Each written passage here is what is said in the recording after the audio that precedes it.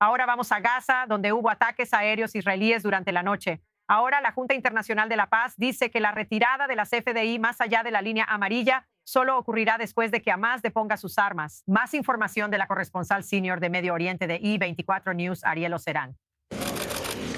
Este es el comienzo de la fase difícil. Así es como el alto representante de la Junta de Paz de Gaza, Nikolai Mladenov, describió la etapa actual del alto el fuego en Gaza. Después de reunirse con el primer ministro Benjamín Netanyahu en Jerusalén el lunes, la Junta de Paz expuso sus condiciones para la retirada de las FDI de Gaza, afirmando que la retirada de las FDI más allá de la línea amarilla solo tendrá lugar una vez que el desmantelamiento esté completo, tal como Hamás se comprometió con los mediadores. Esto aplica tanto a las armas ligeras, armas pesadas, como a los túneles por igual. Una versión anterior de la declaración hablaba de la retirada total de las FDI, sugiriendo que algunos repliegues de las FDI más allá de la línea amarilla podrían tener lugar antes de que todo el proceso de desarme esté completo, como se especificó en la propuesta de la Junta de la Paz la semana pasada. Eliminar la palabra total parece marcar un cambio en los términos para la retirada de las FDI después de la reunión del lunes. Sin embargo, ambas versiones parecían contradecir lo que Miladonov dijo apenas la semana pasada, cuando afirmó que la retirada debe avanzar al mismo ritmo que el desarme. ¿Qué sucede primero? ¿Israel se retira y luego Hamás se desarma, o Hamás necesita desarmarse y después Israel Así que sí sale tenemos de un Gaza? acuerdo con Israel. Israel estaba muy contento con eso. Israel nos ayudó y han sido muy buenos. Han sido muy buenos con eso. La mayoría de la gente decía que ese sería un acuerdo imposible de lograr. Ahora, ¿tendrá altibajos? Es una situación muy compleja allá. La gente es muy compleja y difícil.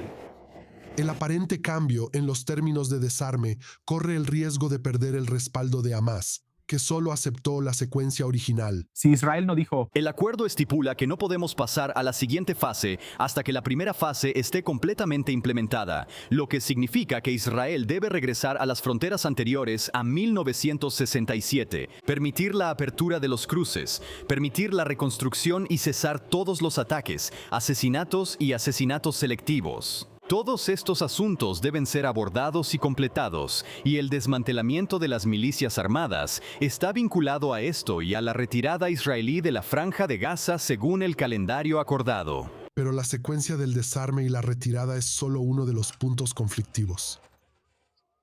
Durante la reunión con Mladenov, Netanyahu supuestamente dijo que Israel no cesará el fuego en Gaza, no se retirará de la línea amarilla, y se opuso al requisito de la propuesta de que las armas de Hamás simplemente sean almacenadas en lugar de ser destruidas.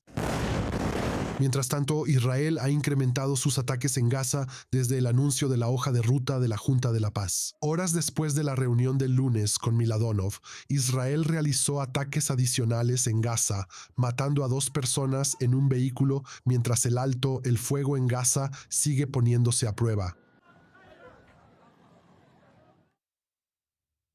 Nos acompaña ahora en el estudio la analista de seguridad Jacob Lapin, conductora del Ross Handler Report. Buenas tardes. hola, Hemos estado hablando mucho sobre Irán y Líbano, pero ahora aquí estamos de nuevo en Gaza. No podemos olvidar que esto ha estado ocurriendo mientras hemos estado hablando durante meses, principalmente sobre Irán y el estrecho de Hormuz, obviamente.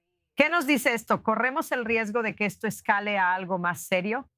no creo que debamos preocuparnos por algo que pueda estallar en Gaza. De lo que debemos preocuparnos es de caer en una trampa diplomática que se aparte de los intereses fundamentales de seguridad de Israel. Así que debemos definir cuáles son esos intereses, que es que Hamás sea realmente desarmado y que Gaza esté debidamente desmilitarizada.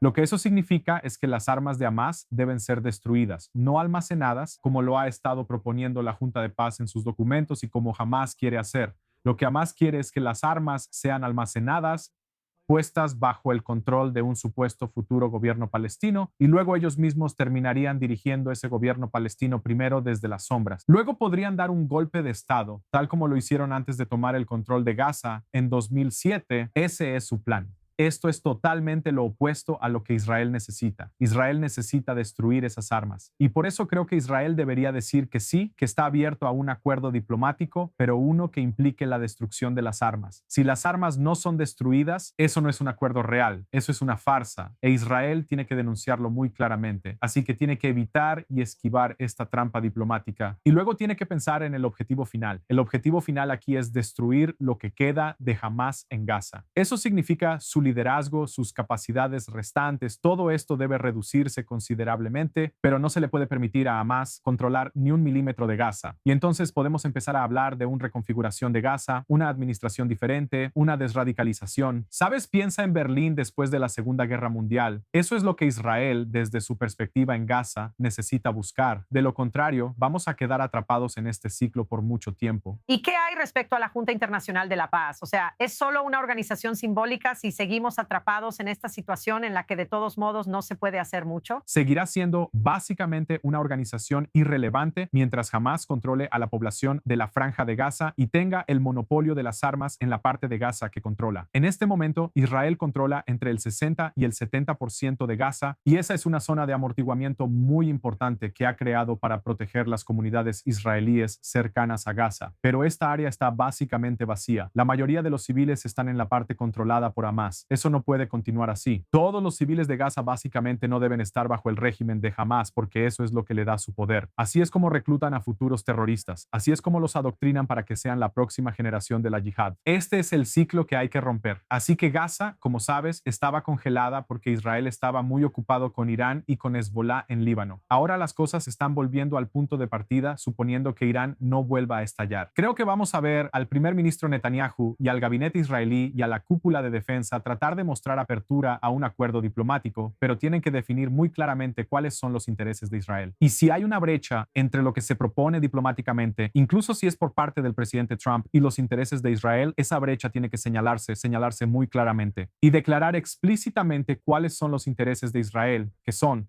no debe haber armas de Hamás en ninguna parte de la Franja de Gaza, ni control de Hamás en ninguna parte de la Franja de Gaza. Esos son los requisitos básicos para que Israel avance diplomáticamente. Y si no, entonces tiene que lograr esos objetivos militarmente.